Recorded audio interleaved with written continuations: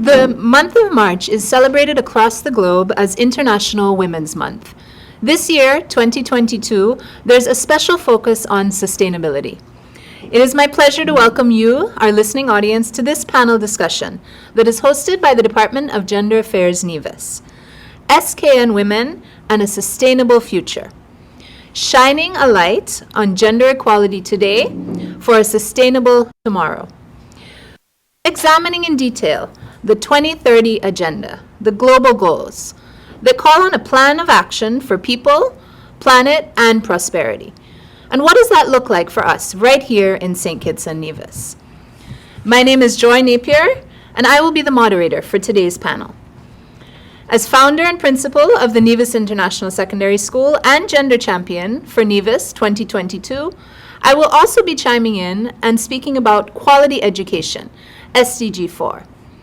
I'm joined by 4 excellent and highly intelligent panelists who are leaders in their industry, women who are working on the ground in the fight for sustainability.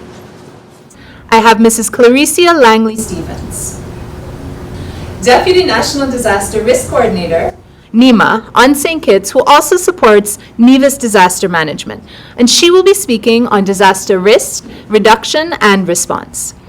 To my far left is joining us Dr. Janice Hodge. She'll be speaking on life below water. She's an environmentalist, a member of the Newcastle Bay Foundation, and the leader of the opposition. To my far right, I have Miss Wendy Elliott. She's an environmental specialist, and she works at Seahorse Marine SKN. Ms. Carissa Roberts of KR Architectural Services, the owner.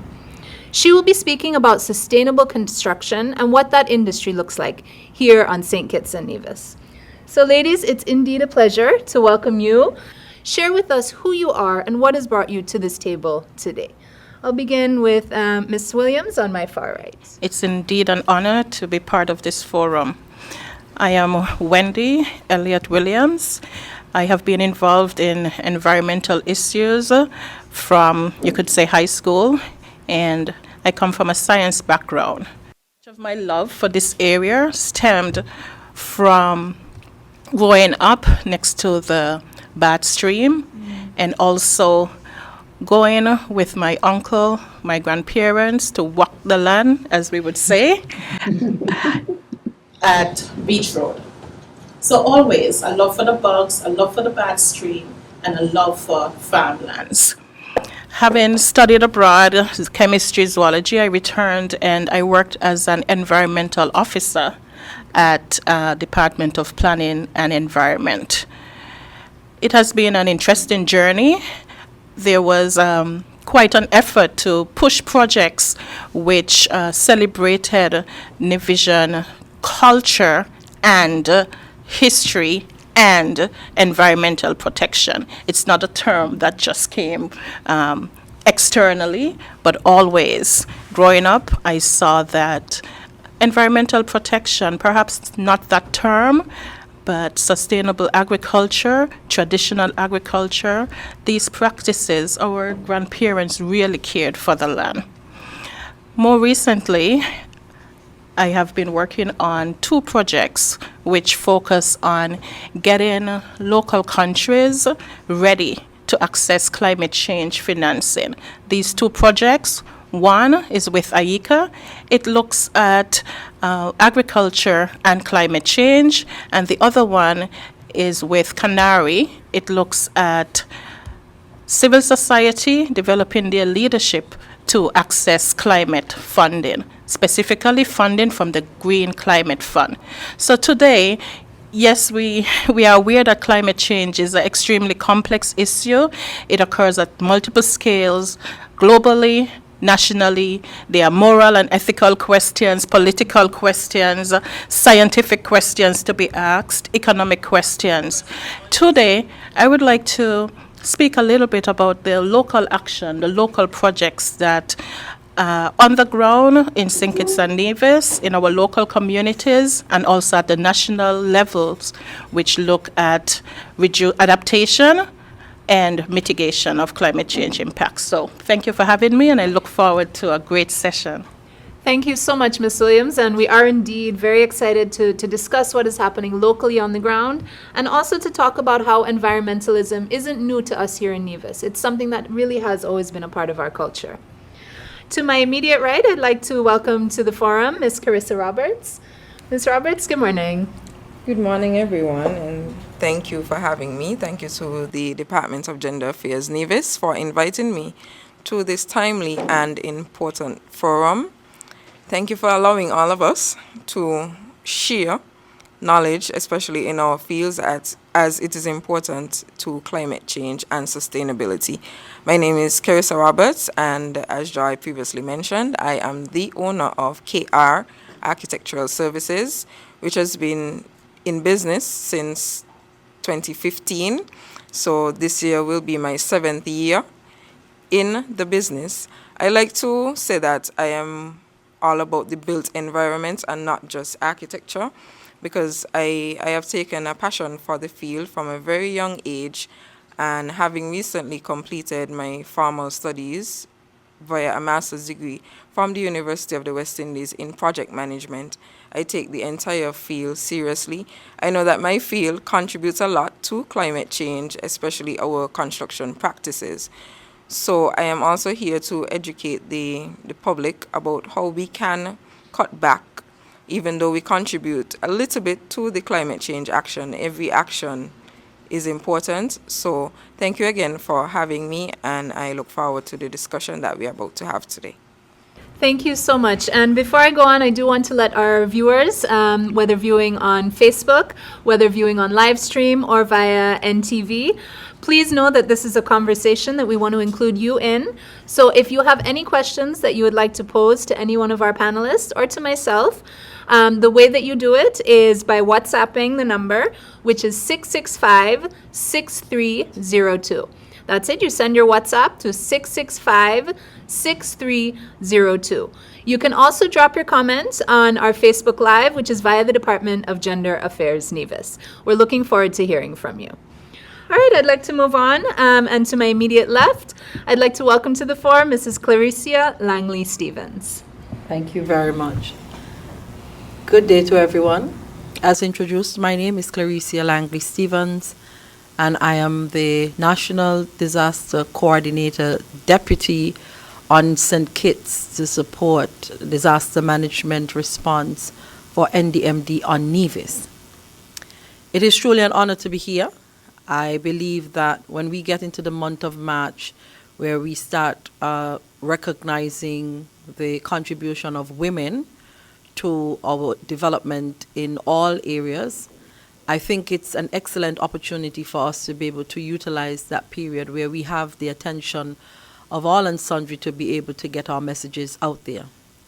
I was privileged enough in 2019 to be named Woman of the Year in Disaster Management and Disaster Risk Reduction. And because of that honor being bestowed on me, I have placed extra effort into ensuring that I am able to make my contribution in any way, shape, or form. Thus, the opportunity to lends itself for me to be here with you this morning. I want to thank Gender Affairs on Sinkhits for recognizing my ability to contribute to this meaningful discussion via the panel, as well as to acknowledge the Nevis office for receiving me and the delegation from Sinkhits. My role in disaster management in St. Kitts and Nevis has several operational areas. As the deputy on St. Kitts, I am responsible for education and awareness, which affords me the opportunity to work with several of our stakeholders to include the Fisheries, Aquaculture, Department of Agriculture, Environment, Tourism, and all sectors to be able to give support in disaster management and disaster risk reduction related matters. One of the areas that stood out for me once I saw the topic for these discussions and looking at the SDGs was the area of response in fisheries and aquaculture, which is an area that we are now venturing in the event that they're impacted by an emergency.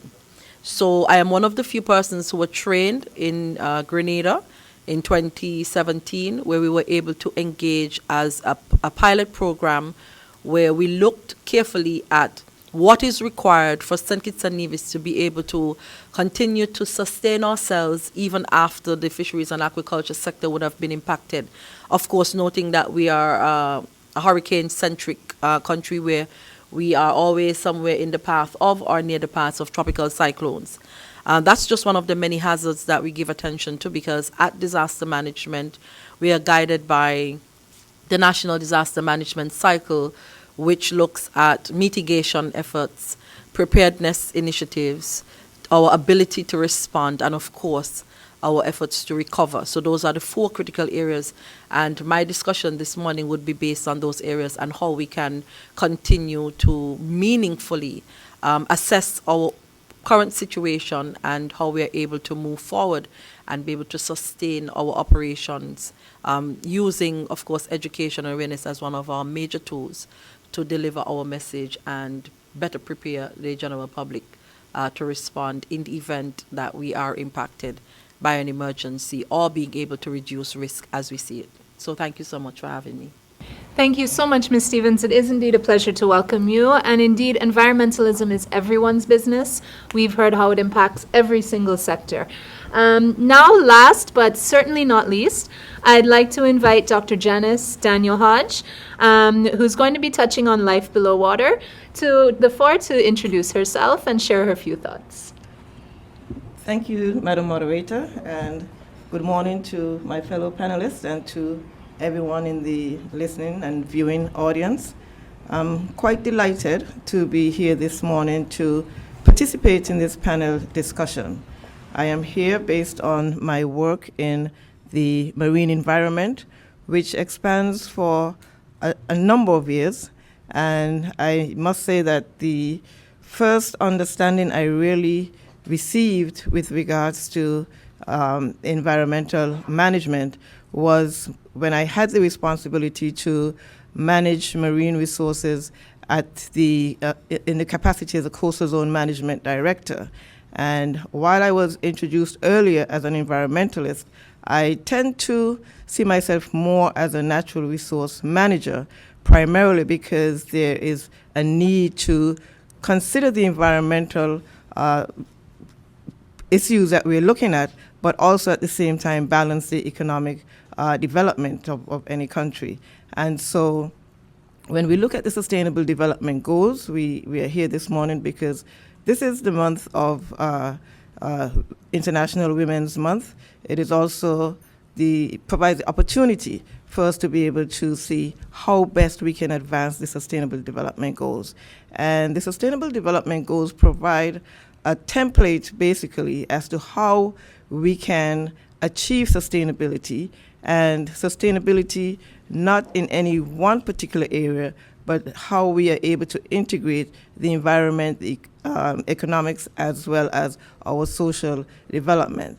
And so with the Sustainable Development Goals, we essentially have a global framework where everyone can speak the same language when it comes to sustainability.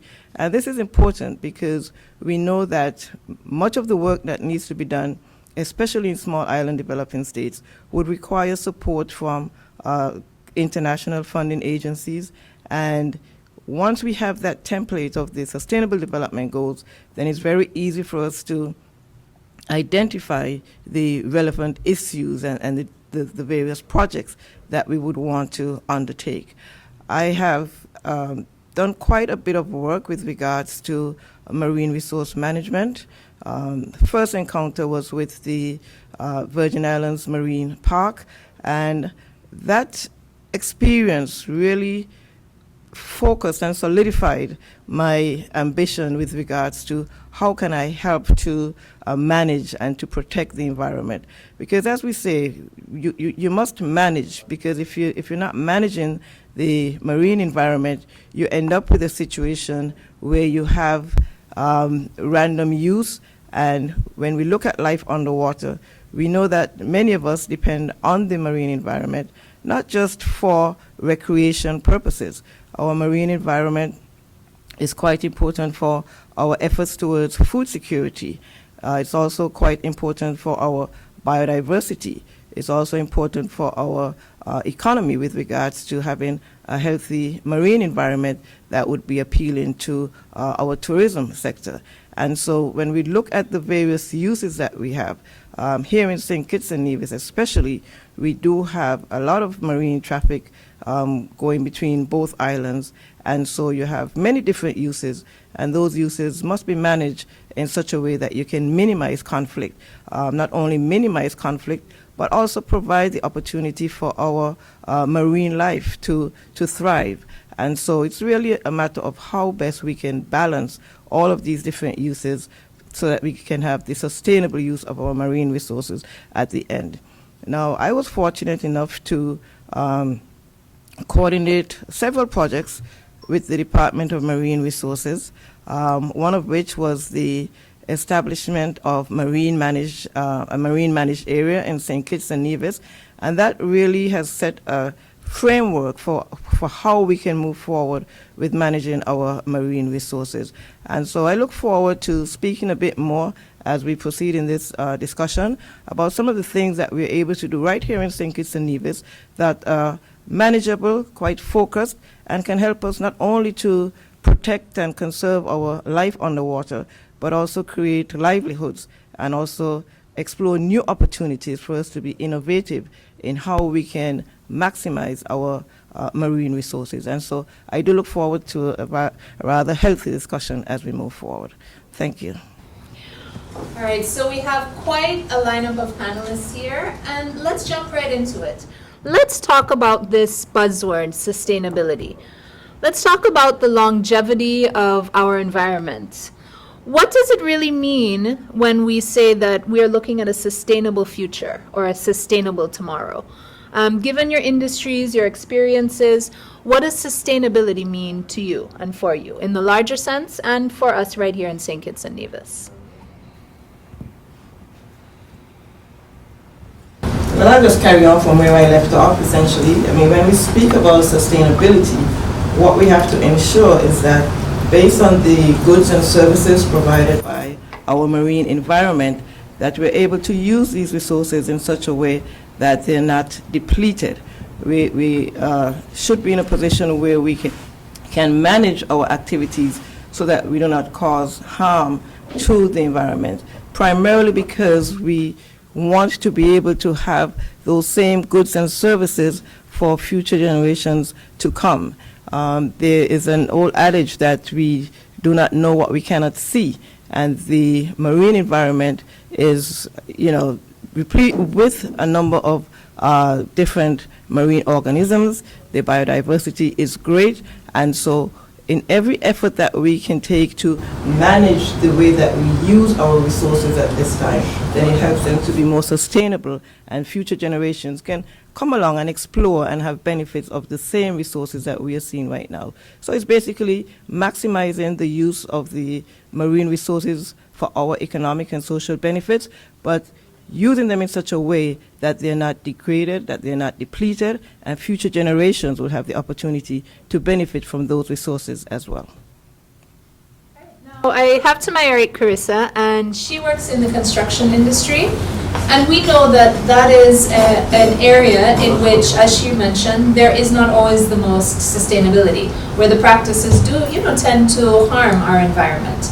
I see that SDG 11 speaks specifically to sustainable cities and communities.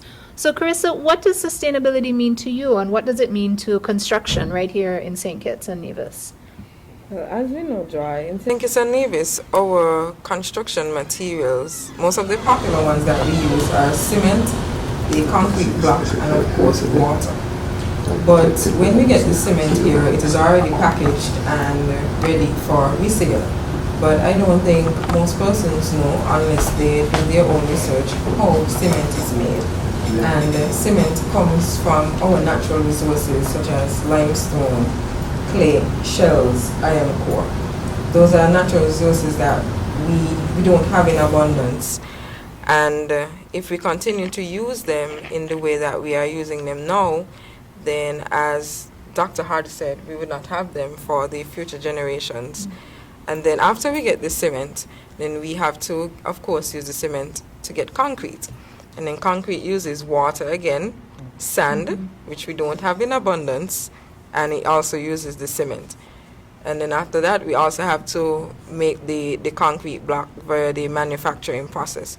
So a lot of the basic materials that we use is very, very, very, very heavily dependent on our natural environment.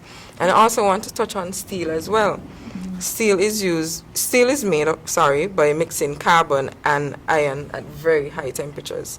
Again, natural resources that we don't have in abundance. So I know that because we are accustomed to a level of comfortability, we are so used to the materials that we use in a way that, okay, we use this, so we don't know about anything else. But you have to explore other options, because there are many options that we can use to substitute these materials that we are using now. So sustainability for the construction field means that we have to step out of our comfort zone and look at the alternatives that will continue to ensure that we are safe as human beings, and ensure that we have a safe space to live in. All right, and you raised some really interesting points. I'm going to think about that, because sand mining as well, I know, is an issue that we really do have here in the Federation that's directly linked to our construction industry. Is there anyone else who wants to jump in on the issue of sustainability in your field? Yes, thank you. So one of the things that jumped out at me as Dr. Janice was speaking is actually an exercise that is presently being conducted in support of disaster offices on both Sinkhits and Nevis, to include NEMA and NDMD. Presently, there's a consultant on the ground, and she is assisting the agency on a mandate from CDEMA, which is our parent organization based in Barbados, to look at a comprehensive disaster management sectoral assessment. There's an overall assessment, but in Sinkhits and Nevis, we decided to pull out the agricultural sector to be able to have a conversation about how things look from the disaster management and disaster risk reduction standpoint. And of course, that support the goal 17, where we work in partnership with each other. I sat in on several of these sessions, and one of the things that I realized is that food safety and security is something that needs our attention if we're able to sustain what we have for us and for future generations. Additionally, we were able to identify some severe gaps, and there are some things that we're doing very well, and that's why we are now going to be zeroing in on that particular sector, which is where I feel the conversation of being able to respond to emergencies and looking at them from a sectoral standpoint, to include, tourism, agriculture, etc. The thing that FAO and the guidelines that was provided to disaster offices in terms of food safety and security and sustainability, without proper education and awareness, because we can only do so much.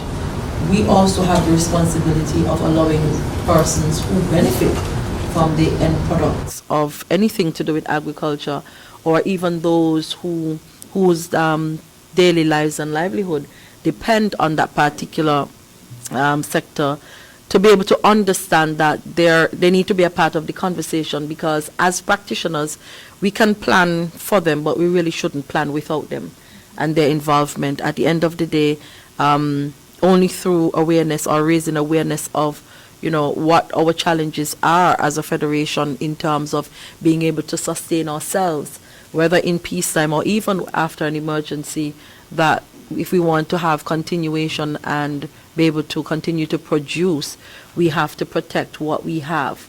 And a lot of that in our business in disaster management comes through training and to being able to ensure that persons have access to resources. We may not have all of the resources, but through our partnerships with stakeholders, we can definitely point persons in the right direction. I am actually looking forward to Sinkhits and Nevis fully engaging and immersing ourselves in emergency response in all sectors, because we would have already started with school safety. We're now going to jump off with the fisheries and agriculture and farming sectors.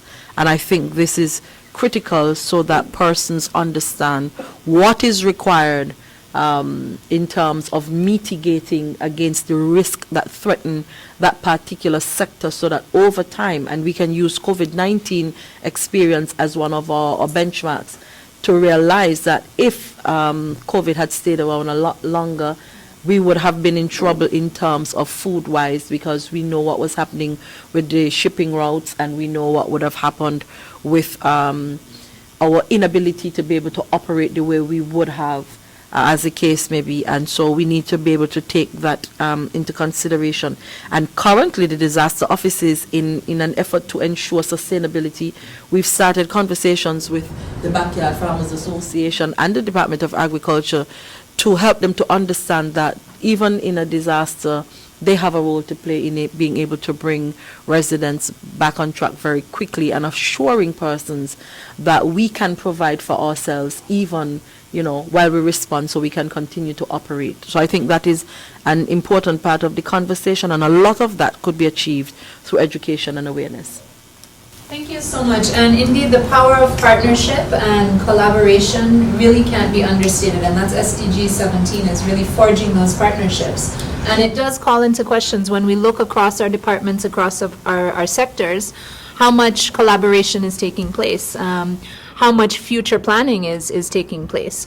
Are we being preemptive in our planning, or are we just being reactive to what is happening initially and right now today?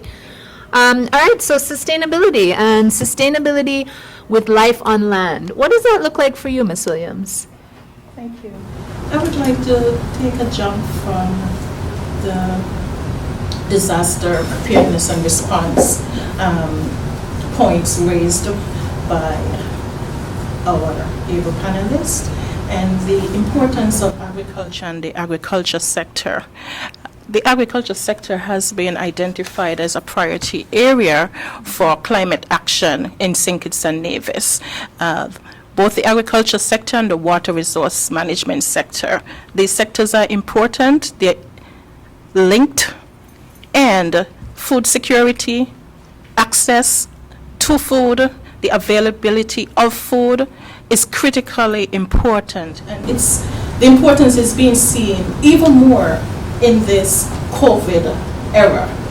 So when we look at adaptation to climate change, the agriculture sector must be addressed in a comprehensive manner, both at the policy levels and also both at the operational levels. We have various actors. We have the policymakers who set the agriculture policy. Presently, an agricultural strategy is being developed for the next 10 years. And then you have the local actors. You have the backyard farmers, as mentioned. You also have the large-scale farmers. You have the women who have traditionally been involved in the backyard farming. And now you have the other actors, such as cooperatives. The cooperatives in Nevis, for example, the Nevis growers and the New River farmers, they're both managed by women. They have about a 30% woman membership, and they are pushing ahead with addressing some of these water management, irrigation issues that we are facing both in Sinkhits and Nevis. Cooperatives in Sinkhits, such as the Foy's Women Group, mainly agro-processors, but also the women farmers. One of the big issues, or two issues in Sinkhits, is one, land tenureship for these women farmers, and secondly, access to water. And these are two issues which, at the policy level, that can be addressed. I'd like to speak to a project by the New River farmers. In 2014, with the support of the Jeff Small Grants Program, the New River Spring, what some of us may know or may have hiked to as the Devil's Copper, but the New River Spring, this was rehabilitated to provide water for over 30 farmers. Water now comes from the spring and it goes down, crosses the road, goes down past the ruins, and it feeds several chicken. There are chicken farms, there are vegetable farmers, there are women farmers, and there's a huge land restoration project by the Nevis Historical and Conservation Society. Now, the new river farmers have developed a new project where they will be using a solar pump to get water from a bead well that was dug in 2017, to send that water to a storage tank to feed the water down to the farms. At the farms, put water timers to control the water, and also to have some catchment area to store the water, drip irrigation to distribute the water. And it's very interesting. It will be a very interesting model how a cooperative and the government water department can manage this resource, a very critical resource. The water department, their goal is to take, one of their goals is to take farmers basically out of our water distribution system and have them independently serviced, whether by well water or water catchment. So life on land. This is the SDG 15, which I was asked to speak to. And life on land, you cannot divorce that in our context, Sinkhits and Nevis, from our farmers, whether the traditional farmers, as I've mentioned, the backyard farmers, the women farmers, or the new large-scale commercial farmers. You would have seen the large greenhouses who are they're quite focused on production and volume. And I would like to just give a shout out to the backyard farmers, both in Sinkhits and Nevis, because I really admire this agroecology approach that they are taking. You go in someone's backyard, you may find goat. You go in my backyard, you might find pig, you find some herbs, as we say, you find different things, manure being used, and these practices are all sustainable practices which are not necessarily new, but now our people are going back to those practices. We want food security, we want good food, we want quality food, we want food that is affordable, we want food that is accessible. By managing our land, managing our forests, by promoting and restoring some of these degraded lands that we have, we are on the path to attaining a sustainable future. And just one more point, larger farmers, a few larger farmers such as Ravi in Brown Hill, Mike at New River, they are practicing what is called intercropping. Before, someone would clear an entire, not before, but for example, Ravi, he might have cleared an entire couple acreage of land for charcoal. But then he realized that the land is quite hot. You cannot be on your farm all day. The temperatures are high. There's less water availability. And now he has recognized, okay, instead of just clearing the land in its entirety, I will plant some different trees, banana trees, sugarcane, different trees in order to change the microclimate. And these are some of the practices which we knew before, which we may have shifted away from, but which we are now re-adopting. Thank you so much. And I think that focus on agriculture, on our land, but also on the role of our women is an excellent segue into the next aspect of our discussion, which is really, we've spoken about sustainability, but now let's discuss the dynamic of women and gender equality. Our theme for today is shining a light on gender equality today for a sustainable tomorrow. And we know that SDG 5 speaks specifically to gender equality. Many of our households across Sinkhits and Nevis are female-headed households. In many instances, we have female farmers, women who really are the guardians of our land. And so what role do women and does the issue of gender equality play in sustainability? Can we have a sustainable future if we don't have gender equality? If I may. A sustainable future without gender equality, it will be a weak future. It's like a future being built on stilts. And Yeah. In the agriculture sector, in Sinkhits and Nevis, for example, women now play various roles.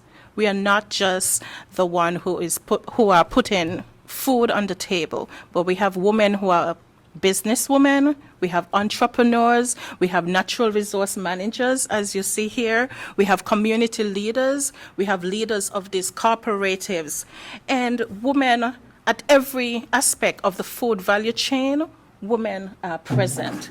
So what are the barriers? Are there barriers for women to further engage in sustainability or in agriculture? I do see some barriers. Women need to be invited to the table. Stakeholder engagement is critical. Women do not just need an invitation or information, but they need resources. Access to resources is extremely important. When a woman approaches a financial institution, it's important for the financial institution not just to see gender. A woman might enter looking for a loan for fishing, for example, and it's not a non-traditional role, and it might be very difficult, or that bias is there, that being able to access that resources or those monies, it's like, okay, so where's the man, where's the husband, who's coming for this loan? But we are managers. We may not be the ones going on sea, but we are managers, we count the money, we make sure X is sold, etc., etc. So access to technology and integrating that with traditional practices, that's very important. Here in the agriculture sector, you find that it's mainly the men. There are about 5 large greenhouses, and the men are the ones who have those greenhouses. We have maybe 2 farmers with 2 smaller greenhouses. But access to technology is very important. Not just access, but as women, we need to embrace technology. I mentioned access to resources, getting women involved in policy development, and women need human capital. We are pulled in every which direction. So really looking at stakeholder involvement, especially of women, is critical. Women we need to be empowered. Give us a seat at the table, allow us to have a voice. And one of my major ones is we need to scale up successful interventions that women have been involved in. Not just small scale, okay, it works. So how do we scale up what has been successful, what women have achieved? And this needs to be built into project design, policy design from the very inception. How can we will have success? How can we achieve?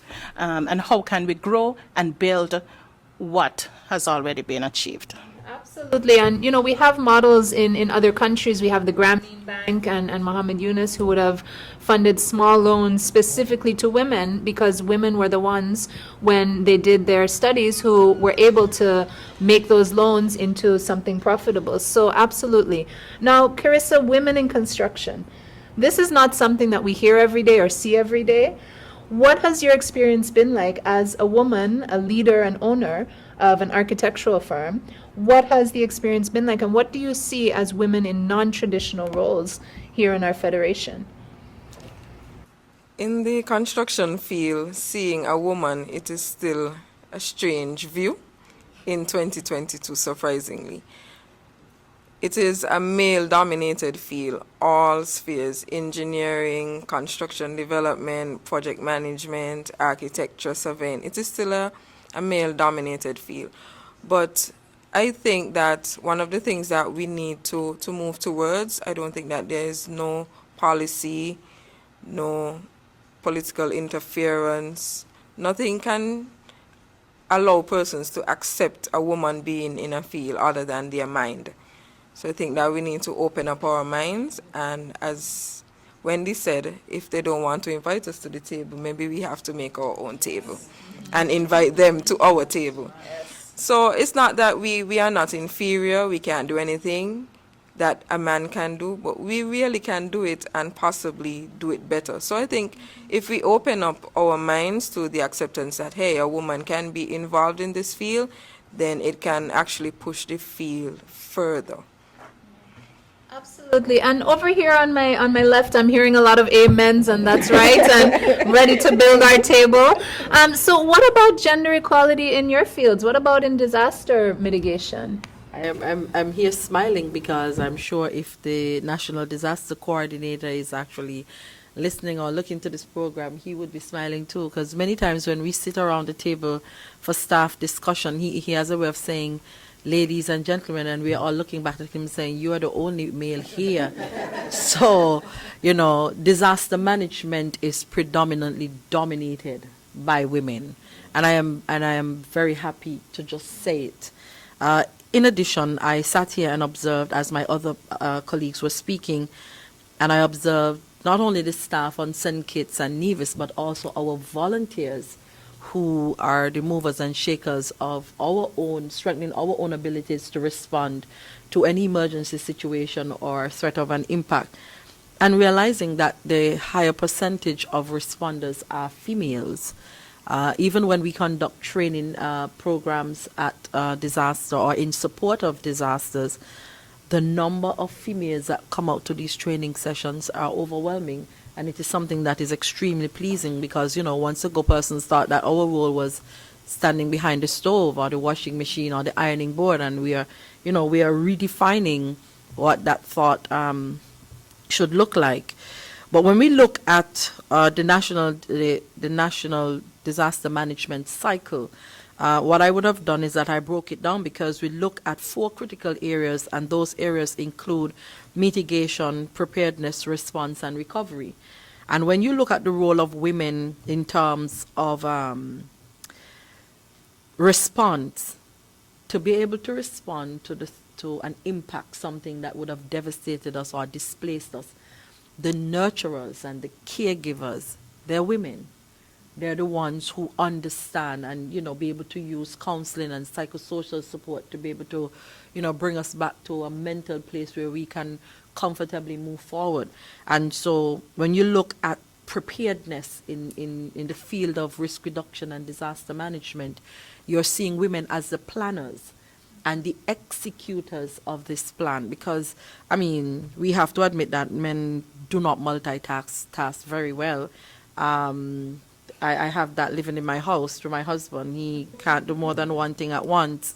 But it's just the reality of the situation in our field. And when we are dealing with emergencies, it comes with immense stress and pressure. And for some reason, we were born with that mentality to be able to deal with and cope with these issues. And then when you look at, for example, mitigation, we are... mitigation in our world suggests that you do what you can to reduce or eliminate, the impact on us. And then you look at, we are the educators. The higher percentage of educators in the Federation of Sinkhits and Nevis are women. And so we are able to, hone in on our skills and to be able to make our contribution, not only in disaster management field, because even in, as a volunteer in other entities, you find that women are the ones who, come up with these programs. And you listen to Wendy talk about the backyard farmers. Most of them that I know, they're females, they're women doing their thing, learning the process. And in some of these areas, we're actually self-taught because, like Claricia said, we're not usually sitting at the table. But when you look at the overall picture, I can just summarize and say that in my field, we are the technical minds. We are the ones who are able to plan it and deliver it and be able to do it either immediately, medium, or long term. So I'm very happy to say that in this field of disaster management, women are pioneering. Absolutely. And now, Dr. Hodge, it's interesting because when I introduced you as an environmentalist, and you corrected me, and you said you see yourself as a resource manager.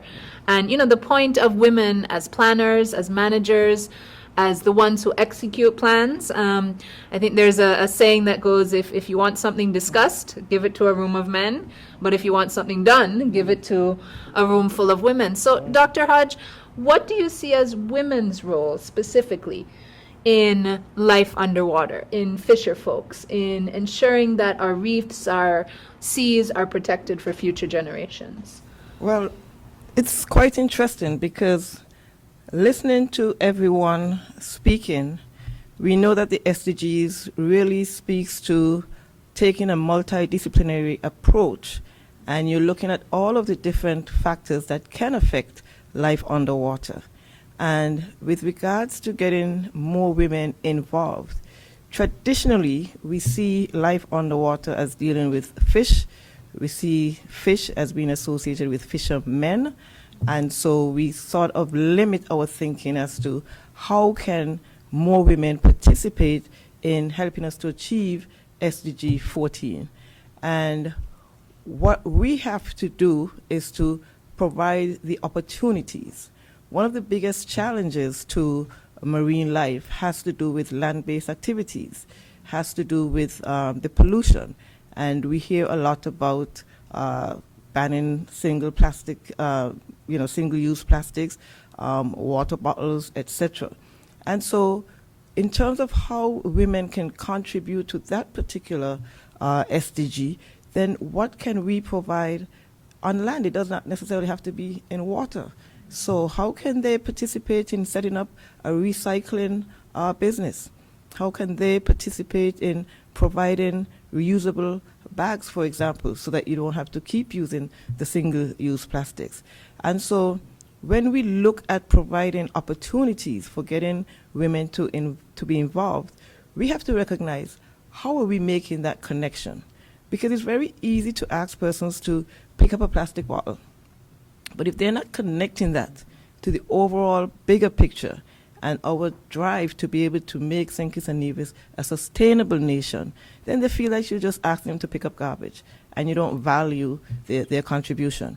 But when you can put it in context of this is what we're trying to do and what each person can do to contribute towards that larger picture, then it becomes a lot more meaningful and you see a lot more people getting involved.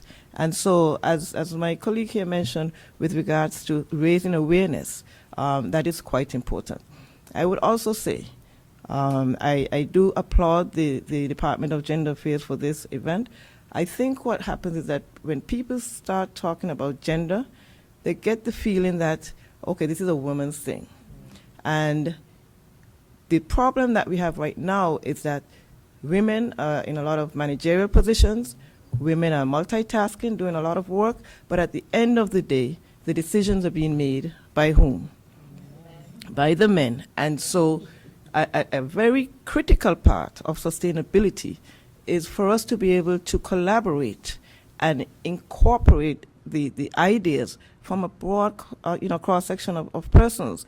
And when we look at, for example, just from the discussions here this morning, Ms. Elliott Williams spoke about agriculture, and my concern with that would be, I love it, we need food security, we need to have women involved in agriculture, but hold up a minute, because if you don't do this properly, the runoff is going to end up in the marine environment, and it's going to affect the quality of the fish that you can get and affect the food supply. And so when we look at Miss Roberts in the construction industry, we know that there's a lot of mining, there's a lot of quarrying that goes on. What happens if that is not managed properly? You end up in the marine environment.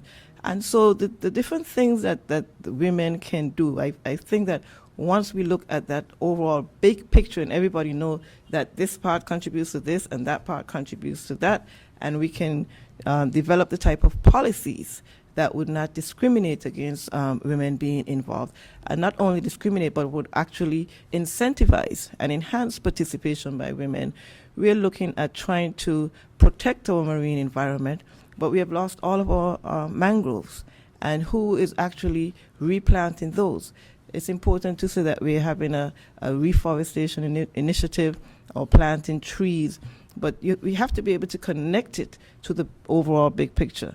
And if we're trying to protect our marine environment, conserve our food industry, then we have to be able to identify the strategic areas where we're going to do these activities. And so broadening the scope, getting people to understand how they're contributing to the larger picture is quite important. And because it's a multidisciplinary approach, and an interdisciplinary approach to achieving the Sustainable Development Goals, it means that we must have each person at the table. Everyone should be at the table to contribute their ideas. You must also be able to then integrate those ideas into bringing forth a solution that is going to be sustainable, and everyone could understand, well, this is why we had to make a compromise. Ms. Williams cannot plant this particular crop because it's going to have an adverse effect. However, you can plant a different crop. And so she doesn't walk away and feeling that someone is just demanding that I don't use this pesticide or I don't use that. But you understand how it fits into the overall aspect of sustainability. So that communication and that collaboration, I think, is quite important. And when we all understand that each person can contribute to our overall objective, I think then we're going to start seeing some real progresses. And as Ms. Elliott Williams mentioned about scalable projects, a lot of people feel like you have to move, the ocean and the earth all at once. When we start looking at, the very backyard gardens, when we start looking at community projects, and that's one of the reasons why I co-founded the Newcastle Bay Foundation, because you can start one community at a time, and depending on the success, depending on the challenges, then you can move forward to other communities, be more efficient, and understand exactly how this is fitting into the overall bigger picture. So the education and awareness is key. And I could speak all day because you mentioned disaster, and we know that the natural disasters, the hurricanes, the storms, they have a big impact on our fisheries. How do we go about protecting them? How do we go about protecting the coral reefs and the habitats? What do we do with regards to artificial reefs so that we can maintain habitats, for the fisheries, for the food industry? And so once we understand that we must all work together in order so that we can have the same common shared understanding, and we know that we're working towards the same goal, then I think we would be very successful. And I think we are able to integrate right along this table here quite nicely to show how each aspect of the SDG impacts another, and understand that in some instances you would have to make compromises, but understand that you must be at the table to collaborate and to create the type of policies that would engage persons, and not just engage them, but help them to feel valuable and part of a very important overall initiative that we're trying to move forward. Dr. Hodge, thank you so much. This is a panel discussion hosted by the Department of Gender Affairs, SKN Women, and a Sustainable Future. And we want to hear from you, so please send us a WhatsApp, 665-6302, or drop your comment under the live stream on the Department of Gender Affairs Nevis Facebook page. Now, we have been discussing, and over has come out the issue of collaboration, of the importance of having everyone at the table. But sometimes what we do find is when everyone is at the table, there's one person whose voice is the loudest. So this is my question. It's a question of priorities. How do we prioritize environmentalism and sustainability? How do we balance the profits and the immediate benefits to the economy with sustainability in the future that might not give our politicians and our leaders, that glowing and rosy projects that they can speak about? How do we make sure that our environmental impact assessments are really honored? How do we make sure that we have that balance? And I know this is a question, this is a central theme of the issue of sustainability. Is it really a priority? Does it really bring benefit to us? I'm going to jump in, if you don't mind. Because one of the things that we see emerging across the Caribbean and across the Pacific Islands is the Blue-Green Economy Initiative. And what the Blue-Green Economy really speaks to is understanding the importance of our environmental services, of our resources, and recognizing that they are being impacted and threatened by climate change and the impacts of climate change. And so when we understand that persons, they have bills to pay, they want to know that if I'm doing something, I'm going to get paid for it because, I have other responsibilities. And so when you look at a blue-green economy, it's really where you're trying to enhance livelihoods, create job opportunities, like I said. But the focus now is on ensuring that these activities contribute to the sustainability of the country. And so when you look at, for example, we have the issue of storm surge from natural disasters, etc. Now, what can we do to try to mitigate against that impact? And we know that our reefs are not in the best condition, and so we may need to be able to go out and construct some artificial reefs to help to do some storm buffering. And so if your focus is on sustainability, then the type of projects that would be developed would not only provide employment opportunities, but also help to protect and to conserve the environment.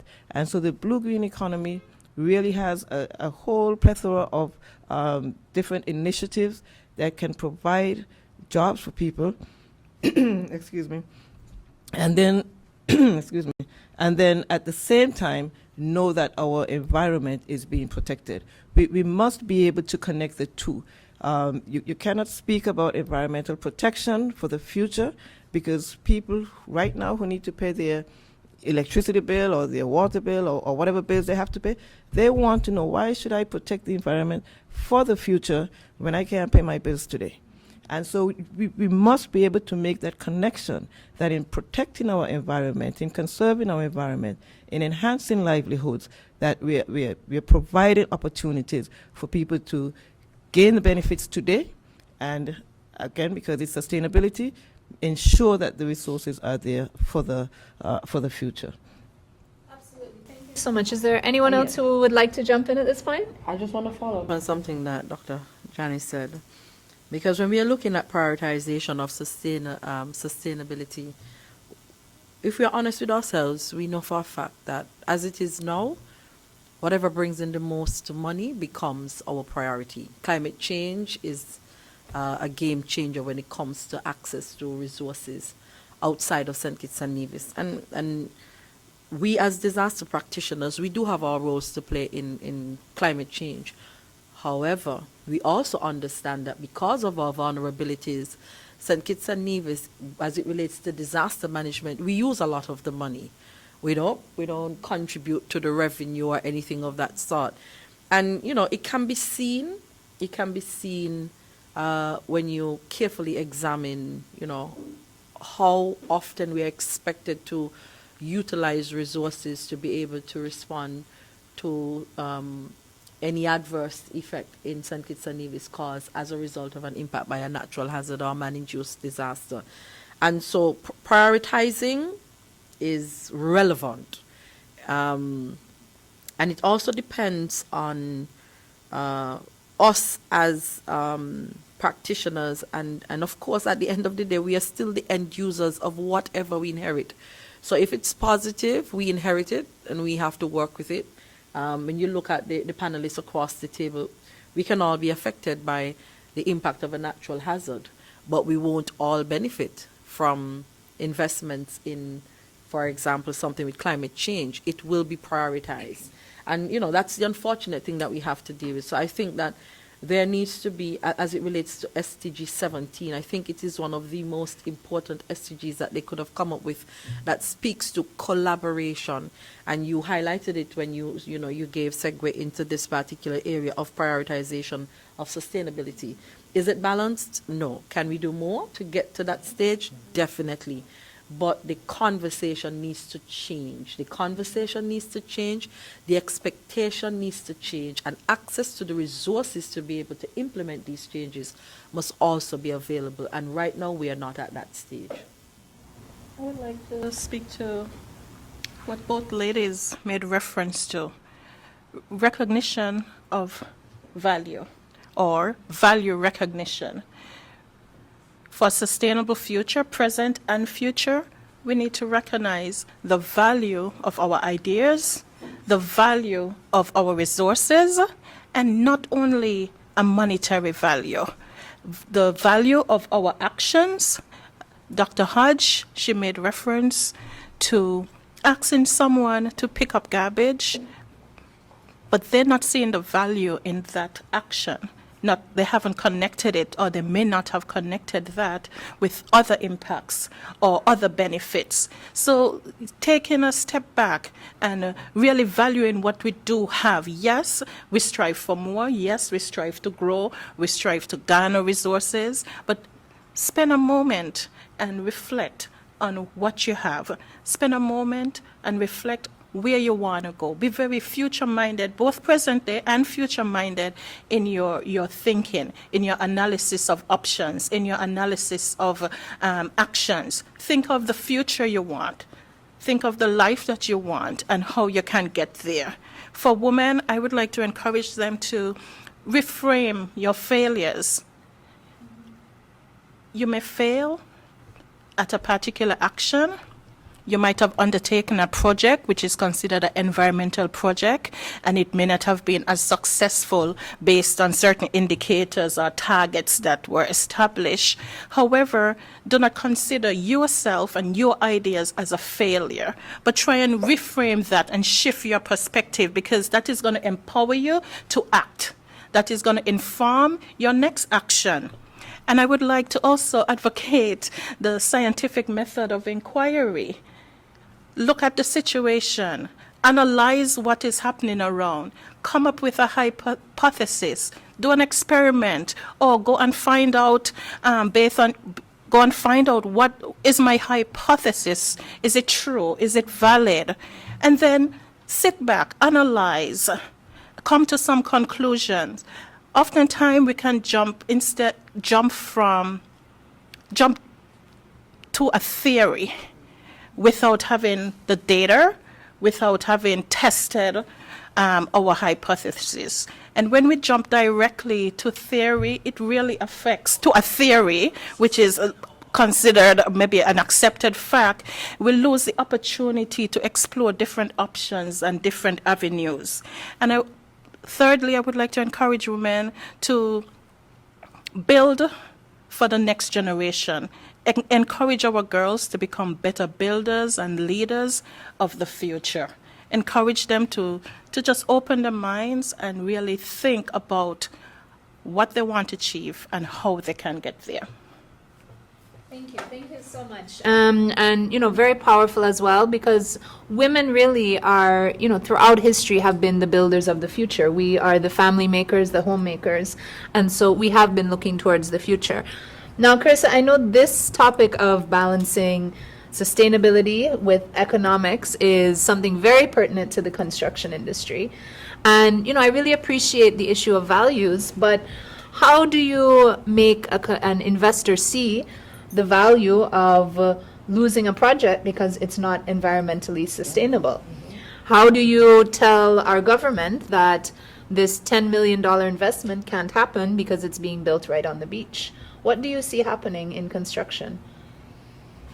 Joy, I think that it will be very, very difficult in the construction field, because as you asked us as panelists the questions and as I heard the answers that were given, I was thinking a bit along the lines of being a devil's advocate.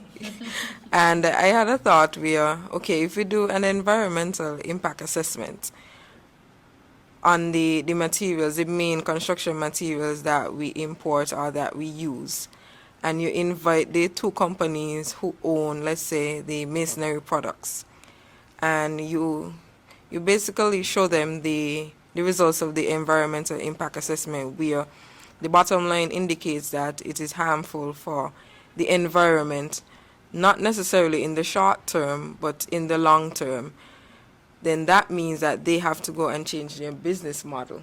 Are they willing to change their business model at this point in time? I don't think so.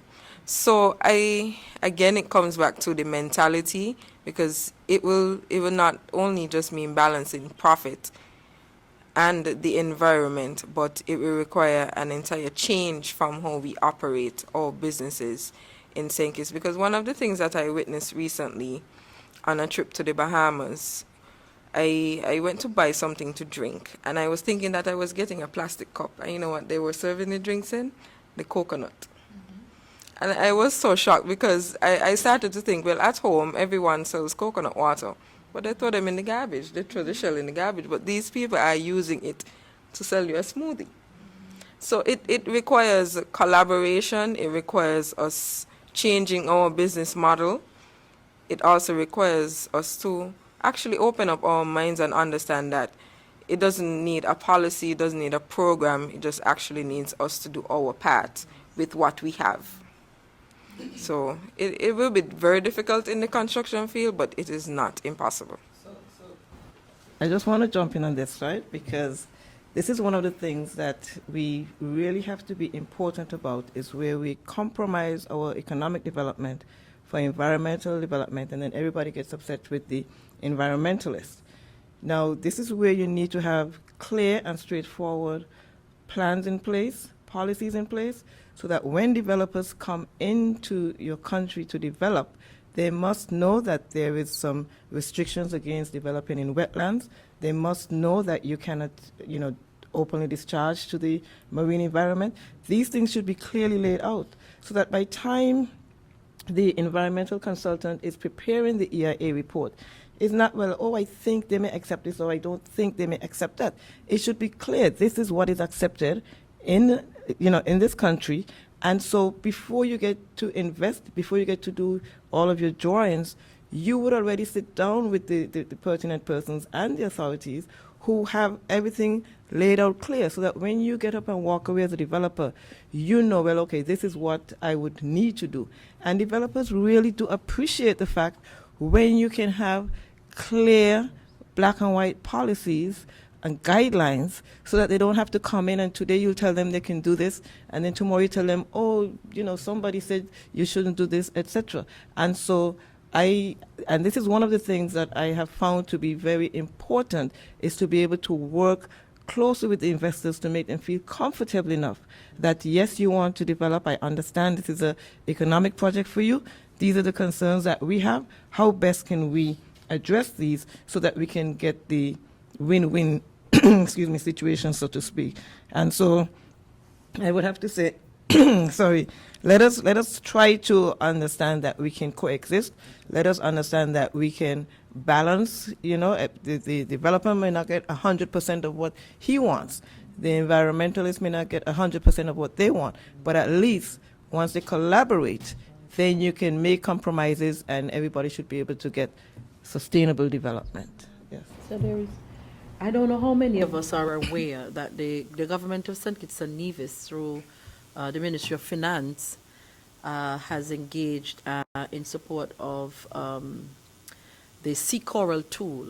And what that is actually a data collection form that once you have a capital project that you want the government to sign off on, you have to ask these questions or be able to answer these questions, are that determine whether or not, based on what Clarice would have said, your project is environmentally friendly. And so once you grade low in this exercise, it tells us off the bat that this is not a environmentally friendly project, or it's not a climate change friendly project, because it asks actually how would you be impacting the environment. And I think it's an excellent tool that is being used. And like Dr. Hodge said, we have tools that, and we have other resources that would allow us to be able to make responsible decisions, but we just have a way of refusing to stand up for what we know, would make us more responsible. Because sometimes we're just looking at the dollar value, and that's what gets us into trouble in the first place. So in looking across the areas of interest of the panel, the construction field and the agricultural field and the environmental field, to include disaster management and, of course, education, if we are able to look at some of these assessments, the environmental impact assessment, using the Sea Coral tool to be able to conduct these assessments, and using the results of the assessments in moving forward, or forging partnerships, as was discussed by the other panelists, to be able to make the best responsible decision, I think we are going to be well on our way. So I think persons just need to know that these tools exist so that we can know how to use them in terms of how we continue to sustain what we have, and in terms of advancement and empowering our own initiatives so that, they can be recognized and we can feel good about them once they take off the ground. Right, thank you so much. And I also wanted to bring this conversation a little closer to home. We've been talking about investors, but I want us to, and I would like to raise this point, I want us to look right here in St. Kitts and Nevis at our energy sector. And this is an area that is not only of environmental concern, but it is also an area of economic concern. And this is something I am specifically passionate about. I'm a member of Nevis Off the Grid that's promoting solar and wind power. And my entire life, my home has been solar powered. And so I would like to also, raise this point to the panel or raise this question. How can we hold our energy providers, Skelec and Nevlec, how can we hold them accountable? How can we call on them to have plans for sustainability? I know that currently we are seeing the rise in fuel prices almost every week, and yet we have no legislation on the books for electric or hybrid vehicles.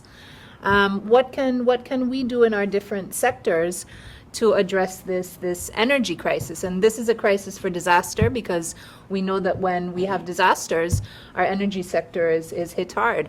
So what can we do in terms of energy? If I may, the 2021 National Climate Change Implementation and Financing Strategy, it makes reference to our energy sector. The aim is for Sinkhits electricity generation to be 100% renewable energy by 2030. That is a goal outlined in our climate change strategy. 100% renewable energy by 2030.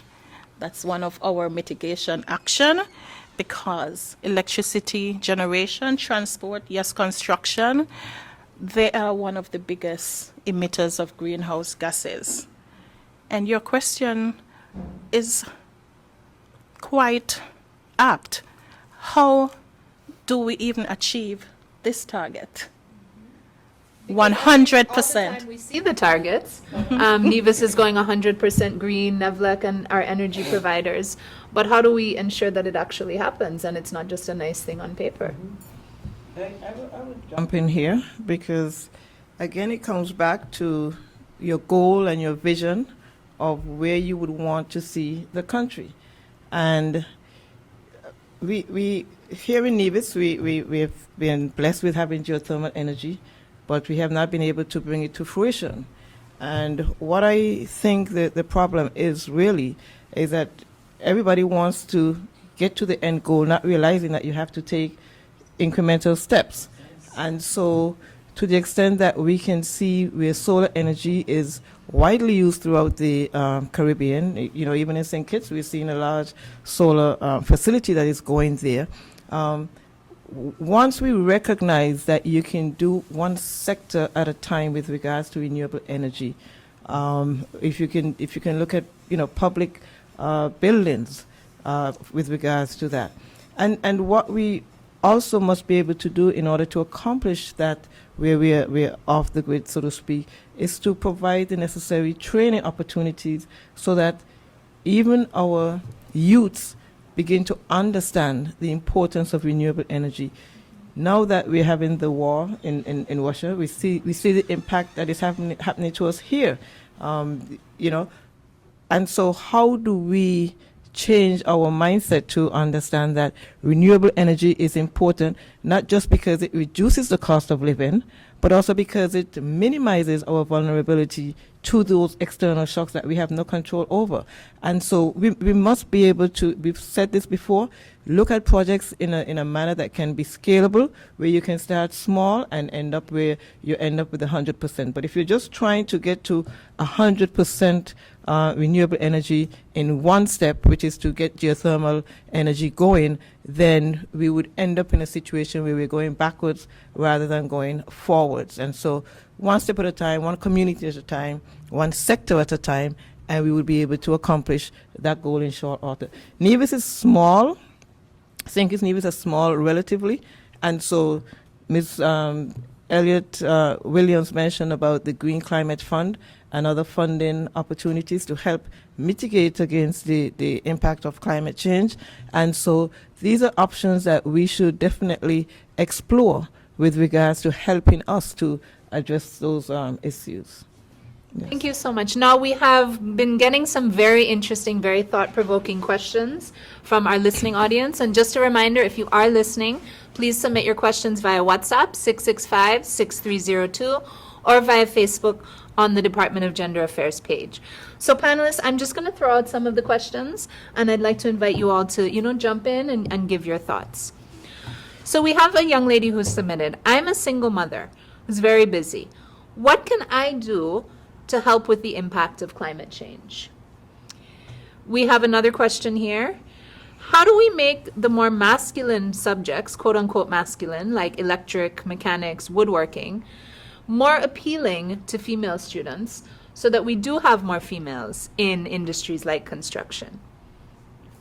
All right, another question. Technology continues to improve and grow worldwide. Not to be left out in Sinkhits and Nevis, how can we push our young women and girls to be competent women in tech here at home and in the wider Caribbean? And this competency in tech, how can that help them become leaders in climate action? So I just want to touch on the question, what can I do to contribute? Just having asked the question and having listened to the panel discussion is a start, because I'm sure you would have learned a lot from our respective areas of operation. Being a single mother, you also have the opportunity to be able to make responsible decisions, because if you have a child and you're a caretaker, you're able to plan out your day, and you're able to sought after an interest. And in being able to do that, you can align with whatever your goal is, whatever you want to achieve, because I'm sure you have a skill. You just need to be able to discover what that skill is and do some research in terms of finding out where can I make that meaningful contribution. So I'm hoping that this discussion would have put some things out there so that you can start looking at, I'm really good at accounting and budgeting. So maybe I can work with the environmental group that Dr. Janice spoke about and assist in that area, or even, with agriculture, you get into backyard farming if you have access to the resources. And even if you don't have access, there are places that you can ask questions, such as the Department of Agriculture. So I think you've made this step by just asking the question, taking time out for listening to what we are saying, and I really want to thank you for that. And I believe that whatever your interests you hone, you're going to be very successful at that. And as an educator, I also just wanted to throw in that I think education is the most powerful tool we have in changing mindset. And we've talked a lot about changing mindset. And that really starts with our young people. It starts with our mothers. It starts with our parents. It starts in the home, in our schools. Once we educate our students and to value the environment, and once we have them see the connections that they have to the environment and their actions have, we have already won half of the battle. Panelists, any other input on those questions? We did have one about the non-traditional areas for girls. Carissa, would you like to address that?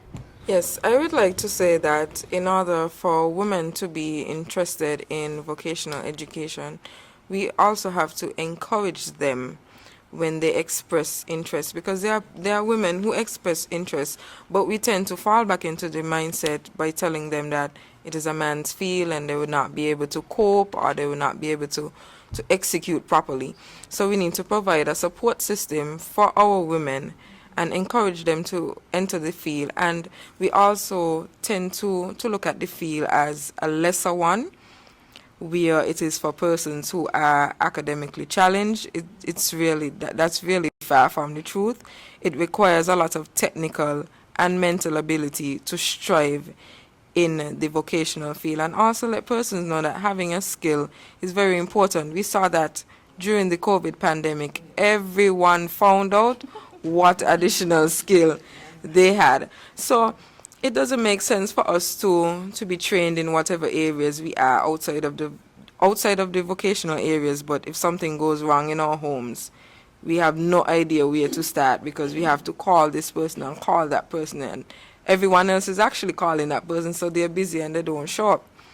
So we have to realize that it is a field that is needed, and it's not one that is needed when you have a lack of the academic ability, but it's something that is needed for us to thrive as young persons. To the other question from the person who spoke about what can they do, I think sometimes when we ask that question, we tend to look outside, but the answers really are within our reach. I remember last year I did a series, the Tropical Backyard series, and one of the concepts for that was green energy, where it incorporated independence, ambience, and basically providing for ourselves. So we plant stuff in our backyards around the periphery, and in the middle there's an eating area. So it basically goes from farm to table, and that doesn't require us going to the government to ask them for land. It doesn't require anything external. It actually just requires you opening your door. So we have options that are very close to us. I would also like to encourage persons to do your research. Do your research. It doesn't take much. We have internet on our phones. We have internet at work.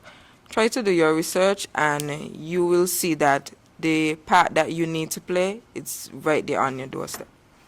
Thank you. And I'd also like to highlight the efforts by the Department of Gender Affairs in Nevis to ensure that the women are trained in non-traditional areas. They have conducted several courses for women in plumbing and household repairs, and there's a forthcoming course for women in painting. So if you're interested in learning one of those quote-unquote non-traditional skills, please contact the Department of Gender Affairs. So we do need to wrap up pretty soon, but I would like for us to address very briefly this last question, which I do feel is important, about technology, and encouraging our young girls and women to really enter into technology as a way to ensure sustainability. I mean, we saw in the pandemic how we had to really leap forward into the virtual age. What can we do here in Sinkhits and Nevis to ensure that our girls are equipped technologically to be in STEM, to be coders, to be app developers? And how can that be used for environmentalism?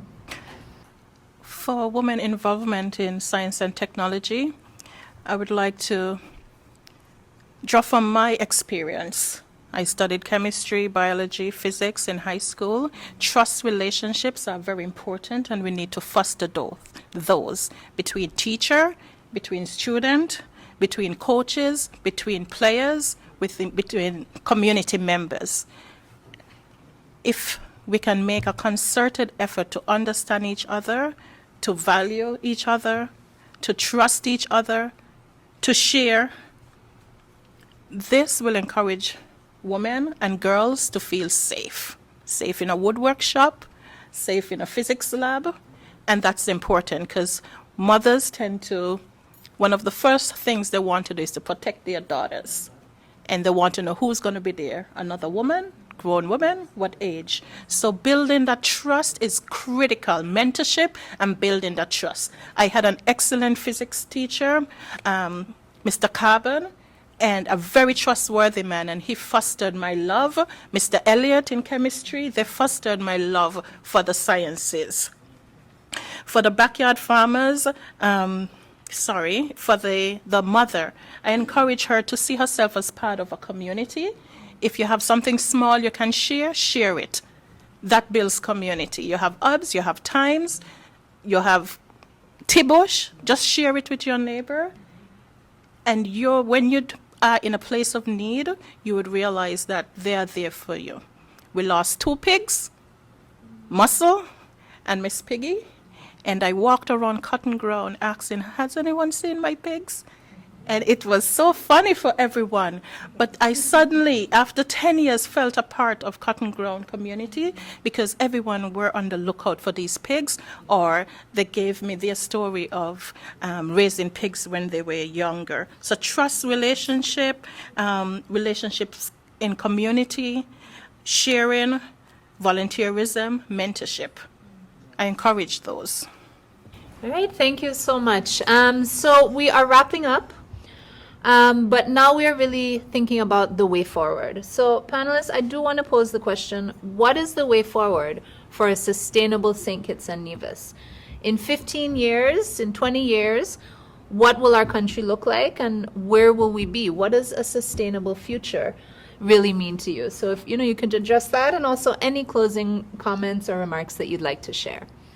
In 15 years, I see a resilient Sinkhits and a resilience that has been forged, especially during this COVID period. Many startups, globally, 90% of startups fail at the first go. There's a 20% chance that your startup will be successful on the next round. And I encourage Sinkhits, Nevis, our women, failure, it doesn't have to define you.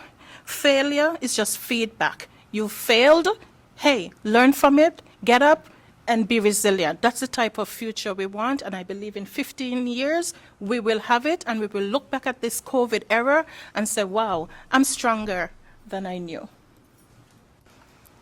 All right, my future Sinkhits and Nevis in 15 years, as it relates to sustainability, will come from collaboration. I think sometimes we tend to look at our areas in silos, or it's just disaster management, it's just construction, it's just life below water, it's just agriculture. But we don't realize that a better Sinkhits and Nevis, or the future of Sinkhits and Nevis, will improve when we realize that we need each other, and we have to ensure that whatever we do in our areas, it doesn't negatively affect the other areas within Sinkhits and Nevis. So it really comes from collaboration, and as long as we collaborate, we will see that we will not be in a position where climate change is beating us. Thank you so much. I come from a background of disaster management. Ever since I left high school, I have been a practitioner. And of course, that was very young, and I allowed myself to learn to the point where I am in management of this particular field. I remember I was told that I would never get far, very far, in this professional field because I wore locks. And, as sad as that was, it was actually the motivator for me to just keep going, because I'm saying my hair does not define me. And I mean, being at the top of the food chain in disaster management says, and I want to say it, I don't want anybody to see that, my hair is just a part of my beauty and what helps to represent me as a woman in disaster management. And I am very proud of that. And one of the things in disaster management that we talk about a lot is interoperability. Our ability to go into a field but not just do one thing. We need to make ourselves more marketable, and we need to do cross-training. And, I want to be able to clean the office today if the cleaner doesn't come, but I also want to be able to do what my boss would be doing or my superior would be doing if he doesn't show up today. And I allow myself to be conditioned in that form, which makes me more empowered. And I think self-empowerment is something that we need to practice and stop waiting for people to do it for us in our own respective fields. But I also want to remind us that in doing all of this, that we have to be responsible, and we have to embrace continuity as well as education and awareness. All of these areas coming together nicely would, bring together the conversation piece that we've been talking about in terms of collaboration and partnership, recognizing that there are some things that we are strong in and other areas we are weak in. And when we identify our weakness, if we come together with other individuals, and I'm not just speaking about women, I'm talking about other individuals who share the same mission, the same vision, and on the same mission as us, we will be better at what we do. And I agree with my other panelists that the future Sinkhits and Nevis is going to be an extremely resilient one, because we are having these conversations and we are opening the minds of the individuals who are listening and allowing us to be able to share with them, so that we can probably just, cause them to adjust even their thought processes. And I believe if we continue to use education and awareness as a vehicle to continue to get persons to understand that there are roles that we can play, there are roles for women to play. We need to know when that is, a specific task for female and a specific task for male, and when we can come together or when we can cross over. I think that this panel discussion would have done more than we could have anticipated when we planned it. And so I want to thank Gender Affairs for identifying me as one of the panelists, and I want to thank you for having me, and of course the panelists for having such excellent engagement. But the future of Sinkhits and Nevis is looking very, very bright. I think the brightest we can get is when a female takes the helm of either prime ministership or premiership. I'm just saying. Thank you. I thank the Department of Gender Affairs for hosting this forum. It definitely gives us the idea and the understanding that we must recognize and value the resources that we have. We must understand that once we have a vision of where we would want to go, it is much easier for everyone to contribute and to participate. And so understanding that the Sustainable Development Goals, we are part of a global community where we're trying to make our each place as sustainable as we can. We understand that we're living in very changing times. We're living in times that we do not necessarily have control over what is going to happen to us. We do not have control over the war in Russia and how it's going to affect our ability to move around, our gas prices here. We do not have control over natural disasters and how they're going to impact us. We do not have control over pandemics and how they're going to affect us. And as I think back as we're speaking to life underwater, I read a report recently, and one of the big issues that is affecting marine life now is actually the disposal of masks. And so we see a lot of masks, people using the mask, and they're discarding them, and they're ending up in the environment. And so collaboration is something that has been mentioned over and over again. We must have that shared understanding, that shared meaning, and we must take the time to educate the youths so that they can understand the value of our natural resources. Someone said we have to make Nevis nice. Someone said Nevis is a special place, and what can we do? In terms of our resources, our natural resources, we must take the effort to manage. Manage takes work. We cannot just allow all of the activities to occur and expect that it is going to happen in a sustainable way. And so we must understand that we're working towards these sustainable development goals, and once we organize our activities and we manage the way that we use these resources for now and for the future, we would be able to accomplish our goals in the long run. And so understand that there must be some flexibility. Persons should feel comfortable that if they fail in the first instance, they can try again. And so in some situations, we have to recognize it's not always a right or wrong answer.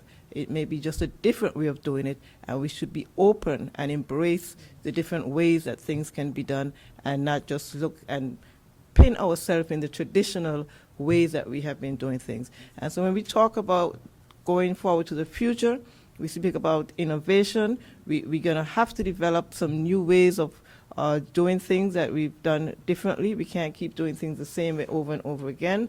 And I'm quite thankful that this year the theme for International Women's Day was sustainability, and it shows that this is the direction that we need to go, and we must have that focus, and we must take our individual nations, and collectively the world would be a much better place. It's not just about the environment, it's not just about the world, but it's also the quality of life that we all experience, and what do we do to enhance our livelihoods, what do we do to ensure that our youths have a bright future to look forward to. And when we look at the Sustainable Development Goals, we have a very clear framework and a clear pathway as to how we can get Sinkhits and Nevis to be sustainable in the next 15 years.